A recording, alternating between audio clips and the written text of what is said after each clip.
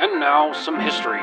On this date in 1962, the home team faced up against that mighty juggernaut from San Francisco in a game that would go to extra innings. 21 all told before the night was over. Or rather, after the night was over, as the game went well into the daytime. Here's what the San Francisco skipper had to say. Skipper, you had Marshall on the mound today, and he was the bee's knees, a real Dominican dandy. But given how many innings he threw, can he continue to be your butter and egg man all the way to the champ's ball? I think he can. He's our horse, and we're gonna ride him. And what about your thoughts on what the Millville media said after the game? He said by tomorrow he's forecasting on a full shower of baseballs up in the upper deck. Do you see your team jitterbugging around him, or will you invite him to the dance with a little chin music? We don't have to pitch to him, that's what you're asking. It doesn't matter how good your opponent is. You can always take the bat out of his hands. Is that what y'all planning to do, Coach? Give him the old four-finger walkaroo? You'll see.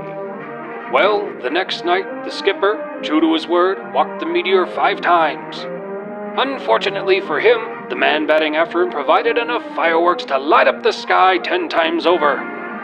And the home team took the trophy home on this date in 1962.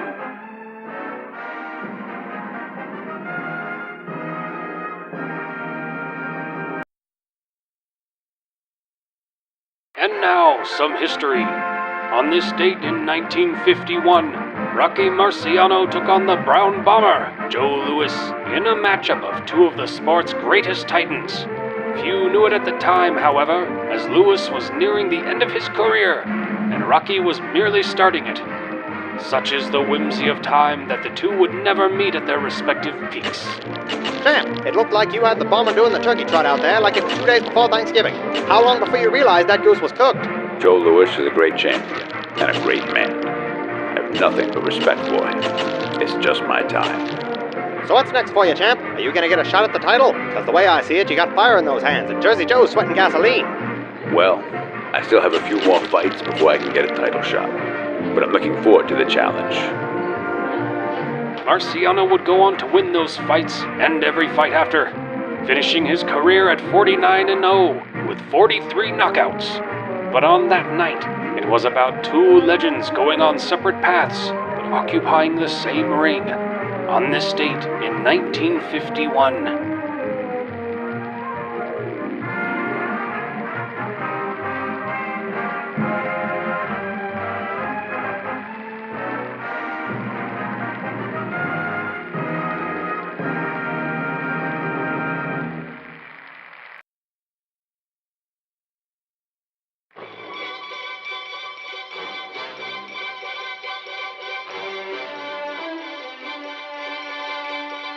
Tonight we bring you a special report on a new thriving industry in Detroit.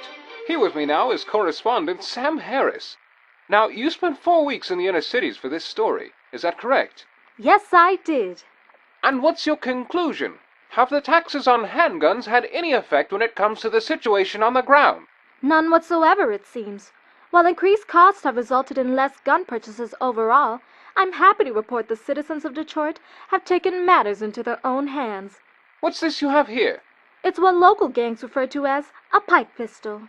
Amazing! And it's built entirely from parts found at your local hardware store. That's correct. Just pipes, springs, and nails. In fact, it's not just materials you'll find at the hardware stores. You'll often see foot soldiers at the junkyards, too, finding new ways to turn scraps into shotguns. Recycling old parts seems like it'd be good for the environment as well. The next time I throw away an appliance, I can rest easier, knowing it might find a second life as a murder weapon. That's exactly right. In Detroit, I'd say it's almost guaranteed. You seem impressed by their ingenuity. I am. As a firearms owner, it's just refreshing to see that even with the increased costs and barriers to gun ownership, nature finds a way. Fantastic! I'm afraid that's all the time we have for this evening, but I want to thank Sam Harris for this special investigative report. Tune in tomorrow for our monthly series on flying saucers, truth, conspiracy, or hoax. And to Americans at home and abroad, we bid you good night.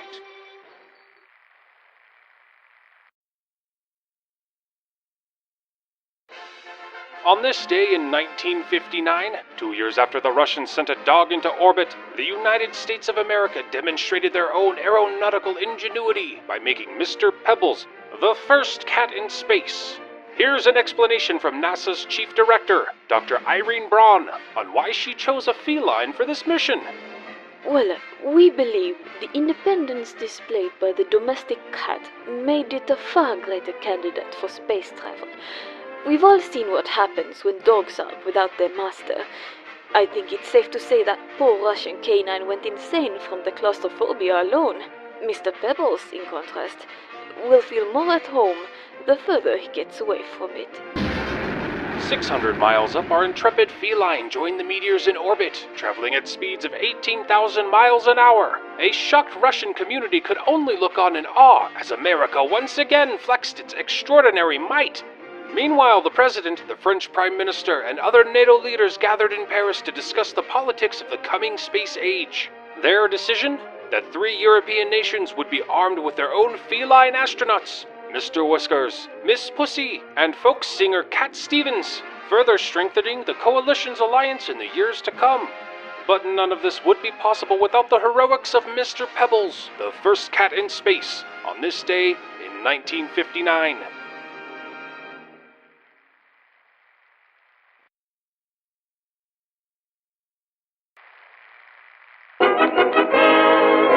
Tomorrow night, 15,000 cheering fans will pack the arena in Boston, Massachusetts to watch a giant basketball doubleheader.